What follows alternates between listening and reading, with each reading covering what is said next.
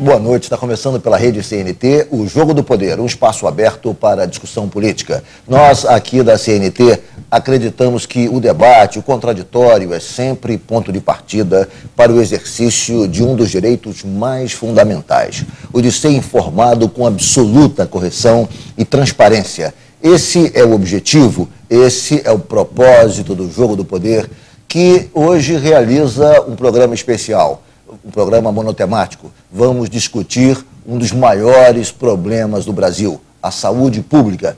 Para isso, convidamos o sanitarista Oscar Berro, da Fundação Oswaldo Cruz. Boa noite, Berro. Boa noite, Ricardo. É um prazer estar aqui. Estar com o Afonso, é um grande prazer. Também conosco o presidente do Conselho Regional de Odontologia, Afonso Rocha. Boa noite, doutor Afonso. Boa noite, Ricardo. É sempre um prazer estar presente, podendo esclarecer dúvidas dos seus telespectadores. O prazer é nosso em recebê-los. Toda pesquisa de opinião pública que tem sido feita nos últimos anos aponta a saúde pública como o principal problema brasileiro.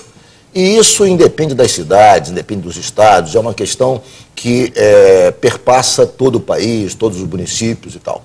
Bom, a despeito dessa constatação, a despeito desse ponto que é consensual, autoridades, opinião pública, todos sabem que essa é uma questão crucial para o país, pouco se avança nesse sentido. Pelo menos essa é a percepção da população, pelo menos essa é a percepção do cidadão comum. Oscar Berro, qual é a razão do cidadão comum ter essa percepção de que, a despeito do reconhecimento público de que esse é um problema sério, a coisa não evolui muito? Distinto, diferente do que a população tem a impressão, a saúde melhorou muito. Eu estou nessa história da saúde há mais de 38 anos, então nós temos uma saúde que era a saúde antes da Constituição e depois da Constituição. Nós estamos assumindo e aumentando a capacidade de gerenciamento. Vamos lembrar que em 88 foi colocado nós colocamos na Constituição que a saúde é um direito de todos e é um dever do Estado brasileiro, federal, estadual, municipais, todas as organizações são envolvidas nessa questão da saúde. Nós temos coisas no setor público que são excelência.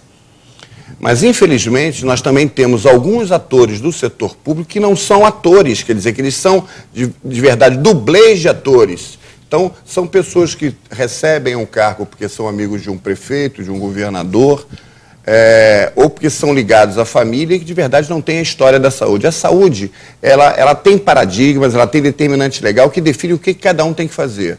Só que quando entra um dublê, ele só sabe fazer aquela cena, ele não sabe fazer o filme inteiro. Então nós temos isso também na saúde. A saúde melhorou muito, muito ainda precisa ser feito. Nós temos agora a aprovação da emenda constitucional 29, que ela precisa ser regulamentada, porque é incompatível que você tenha, nas 3 esferas de governo, 3 salários diferentes. Então, a emenda 29, que determina, quer dizer, a quantidade que os entes federativos vão gastar com saúde pública, é uma batalha que parece que agora chegou ao final, né? Chegou ao final, mas precisa ser regulamentada, porque é incompatível que você tenha, para uma mesma atividade, vamos supor, um centro cirúrgico que você tenha fazendo transplantes, como o maior transplantador é um hospital público, que nós tivemos a oportunidade de dirigir, que é o Hospital Federal de Bom Sucesso, o maior transplantador público do país. Que você tenha no mesmo centro cirúrgico 3 médicos, você precisa ter um corpo clínico bem maior do que esse, mas que um seja federal, um estadual, um municipal, cada um com salário. Cada um com uma expectativa. Como é que você pode ter? Nós temos que avançar para ter uma política única de salário para que eles possam ser reconhecidos, todos os profissionais de saúde, em cima das suas competências. E entender que o setor saúde, nós estamos falando de doença e não de saúde. Quando a gente trata de saúde, a força de trabalho mais importante é 70% em enfermeiros. Então, nós temos que ter cada categoria sua respeitada na sua especificidade e paga de uma maneira adequada, e não que a gente tem no Brasil, de salários que chegam a menos do que o salário mínimo. Isso é uma barbaridade, a 15, 16 mil reais para a mesma atividade. Isso é uma contradição. A emenda constitucional 29, ela premia na sua regulamentação que exista uma política de salário compatível. Doutor Afonso, do ponto de vista da odontologia, qual é a sua análise sobre a questão da saúde pública no Brasil? Que, na realidade, o que se percebe é que, ainda que de maneira insatisfatória, há uma rede, uma estrutura de atendimento pulverizada no campo médico. No campo odontológico, me parece que essa estrutura é muito mais frágil ainda, no que se refere ao setor público. A população fica a depender do serviço privado. Qual é a sua análise sobre isso? Com certeza. No serviço público, onde deveria ser oferecido o maior número de atendimentos à população que tem a necessidade disso, a população que precisa ser atendida pelo serviço público, não acontece. Nós não temos grandes centros de referência, embora a odontologia tenha se modificado no serviço público bastante depois da participação do presidente Lula, reconhecendo a odontologia como necessária para atendimento da população. Então foi uma grande alavanca no sentido da odontologia, mas que não é atendido hoje e está muito longe da necessidade de ser entendida. Perfeito. Oscar Berro, vamos trazer a questão para o Rio de Janeiro. Qual é a sua análise? Você, até pouco tempo atrás, era o diretor de gestão hospitalar dos hospitais federais do Rio de Janeiro. Ou seja, tinha a gestão de uma importante parcela da estrutura hospitalar pública do Rio de Janeiro. A maior rede é a rede federal. Bom, portanto, conhecedor da matéria, qual é a sua análise sobre a qualidade, a presença do serviço público de saúde no Rio? Primeiro, dirigi durante 2 anos sob a gestão do ministro Temporão, né, tive a felicidade de gerenciar 6 hospitais. Nós gerenciávamos a gestão quanto ao atendimento. A questão das compras é por cada um dos diretores, como é até hoje. Então, quando você tem uma rede, ela era uma rede dissociada da capacidade dela de atender um munícipe, e não o munícipe do Rio de Janeiro.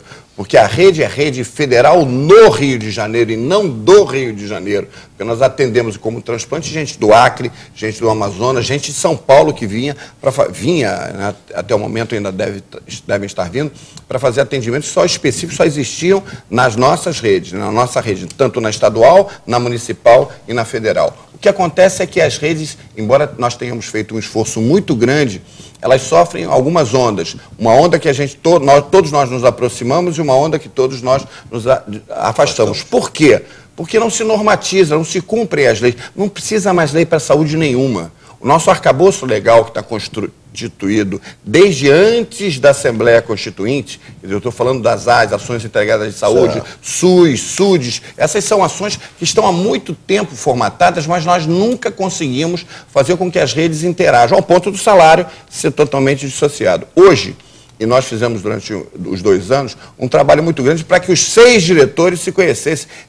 Quando nós assumimos, alguns diretores nunca tinham ido nas outras unidades. Isso ainda acontece na rede federal, na rede estadual e municipal, até porque muita gente é o profissional, é o diretor, mas ele não atua naquela área específica. Você tem, às vezes, um maravilhoso, esse é um problema que acontece muito na saúde, você tem um maravilhoso chefe de faxina. Ele faz uma faxina maravilhosa, aí você resolve, eu vou promover esse indivíduo, ele é tão bom que eu vou deixá-lo que ele seja agora porteiro. Ele deixa de ser o melhor faxineiro para ser o pior porteiro. Isso acontece no setor público. Por que você pega o médico de um prefeito ou da mulher de um prefeito e promove ele para uma situação que ele tem responsabilidades jurídicas e clínicas também? Então, profissionais, alguns que nem são da saúde. Você tem no setor saúde do brasileiro secretários de fazenda que são secretários de saúde. O que esse homem, do ponto de vista de saúde, que é a preventiva, que a gente está falando de saúde pública, e a outra que é a curativa, que é a que está dentro dos hospitais, você consegue interagir.